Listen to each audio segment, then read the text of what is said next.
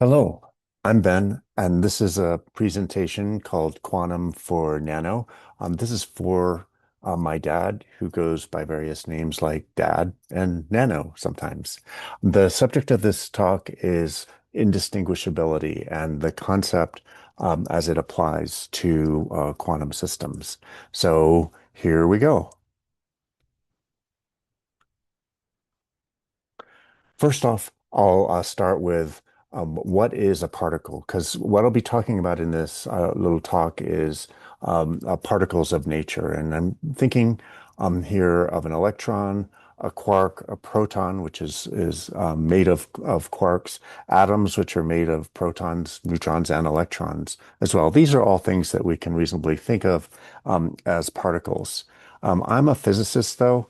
And sometimes you may have heard physicists have different ideas about what can be a particle and what can't be. Famously, cows are sometimes or jokingly treated as particles. And as a planetary science person in astrophysics, I've been known to treat entire planets as individual particles, at least in my computer codes, where that approximation actually kind of works. Anyway, caution there. Um, I mentioned indistinguishability. We're used to identifying or thinking about objects as individuals, things with their own identity, things that we can kind of keep track of and just follow around and understand in our world. But nature may not let us treat the particles, like the electron, that I've just mentioned in this way. And this is kind of connected to the strangeness of the quantum world. So, being a physicist, I'm going to start off with two particles. These particles are known as Wilbur and Orville. They are miniature schnauzers. They're pictured here, and they're very similar. So I would call them almost identical particles or indistinguishable particles. It's sometimes difficult to tell them apart. So I'll just use them as an example here, and you'll see where we're going next. So important to what we'll consider are not only particles, but the states that those particles are in and systems of particles which themselves can have states. So in describing the puppy particles, Wilbur and Orville, I'm going to consider that they may be in two distinct states. They're either playing or they're resting. And you see a picture of them running in the snow in the lower left. And the upper right is puppies at rest. They are in their puppy beds, and yep, they are having breakfast in bed. So the puppies can be in a state, rest or play, and a system of particles, in this case, two puppies, can be thought of as being in a state as well, describing all the constituent states like Wilbur and Orville, both playing or both resting. So, in classical physics, what Sir Isaac Newton gave us, we could figure out exactly where and when Wilbur and Orville are at any one time, and over by tracking them over the course of a day, they're just sort of running around doing their thing, following nature's laws of physics, and we could build a picture of their behavior. We could determine, for example, how much of the time they're sleeping, how much of the or resting, how much of the time they're playing, that sort of thing. And foreshadowing a little bit, this approach will not work when we're thinking of elementary particles of nature. Um, so we've got this system of two particles. The Wilbur and Orville are the particles, and there are each particle can have a state, resting or playing, and the system can kind of have four distinct states. In that's sort of schematized here in this cartoon. One state of the system, consisting of the two pups, is that they're both resting. Orville and Wilbur are sleeping together in their puppy beds and no one's playing. Another possibility is that Orville's resting and Wilbur's playing. Then you could have the converse when Wilbur's resting and Orville's playing. Lastly, they could both be playing and no one is resting. If we assume that there's equal likelihood that either puppy will be resting and playing, and that each pup kind of does its own thing, irrespective of the other, then we can expect that any one of these four states would be equally likely. So 25% of the time, we'd find both puppies resting. 25% of the time, we'd find both puppies playing on this rectangle on the right, and then 25% of the time, Orville could be resting and Wilbur would be playing, and 25% for the vice versa case where Wilbur's resting. So, yeah, I think I want to point out here that in this picture, 50% of the time, both pups are doing the same thing. They're either both resting or they're both playing. And now let's think about this concept of indistinguishability. Suppose that we, at a fundamental level, couldn't tell the difference between Wilbur and Orville, that there essentially was no difference between them. These particles would be completely indistinguishable. And it's a little bit more than saying we just can't label them. And I hope this next slide kind of illustrates. In the indistinguishable case, let's look at our four states. On the left, we've got two puppies resting. On the far right, we've got two puppies playing. And then in the middle, we've got one puppy resting and one puppy playing. And then we have another state, one puppy resting and one puppy playing. But those are indistinguishable states. And nature's not going to want to count those twice. So they really are the same single state. And now let's look at the accounting of what puppies do in terms of resting and playing. There are only three possible states of nature, and all things being equal, there's a 33% chance, a one in three chance of pups being in each state. Nature, again, doesn't double count the states where there's one puppy resting and one puppy playing.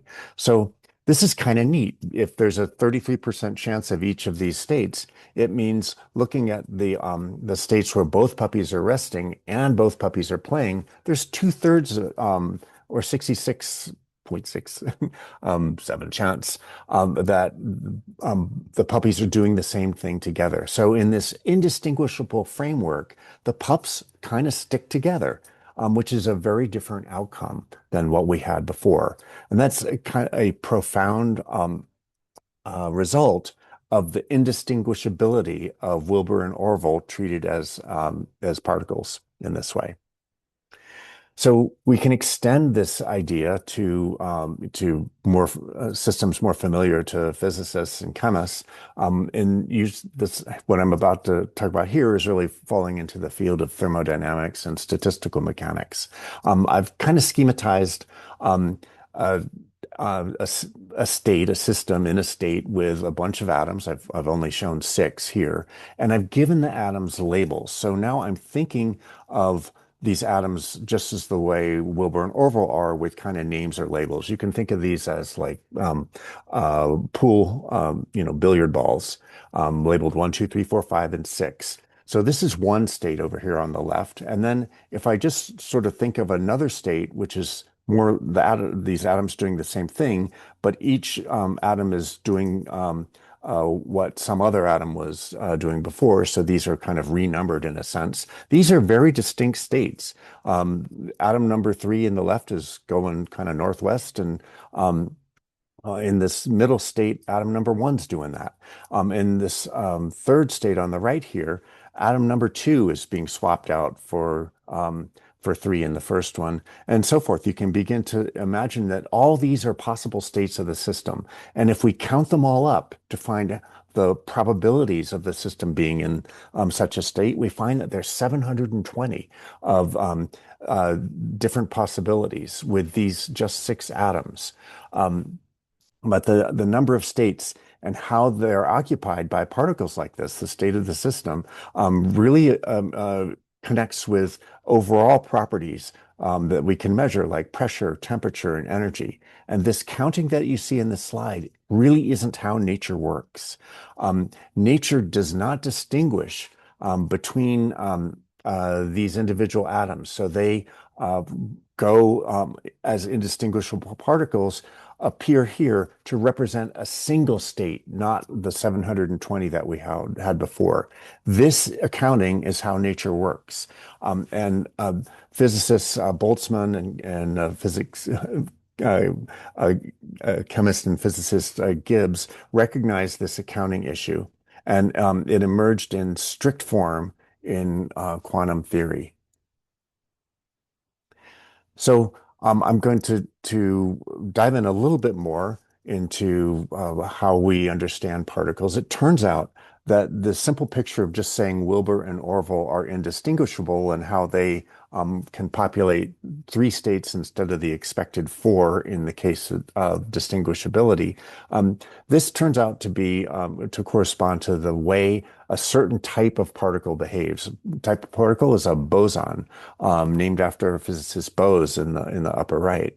Um, there's a whole nother class of particles, and electrons actually fall into this, called fermions. You see physicist Fermi in the lower left, and the difference is that fermions occupy states without ever sharing. There's no a possibility of putting two fermions into the same state. So in our case of Wilbur and Orville, if they were indistinguishable fermions, then they couldn't possibly be both in the resting state. It's just not how those particles behave. Nor could they be both in the playing state. The only state available of the system available to them is when one puppy's at rest and the other is at play. And so there's only one state associated with puppies in this case. So, yeah, this is ends up being having very, very profound consequences. And one sort of side note, this is I'll do my best to make the connection here.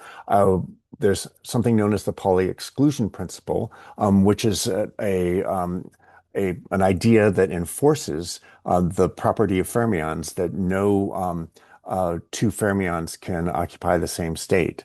And the way this plays out in a very practical sense is that we have to recall what we learned in eighth grade, physical science class about atoms.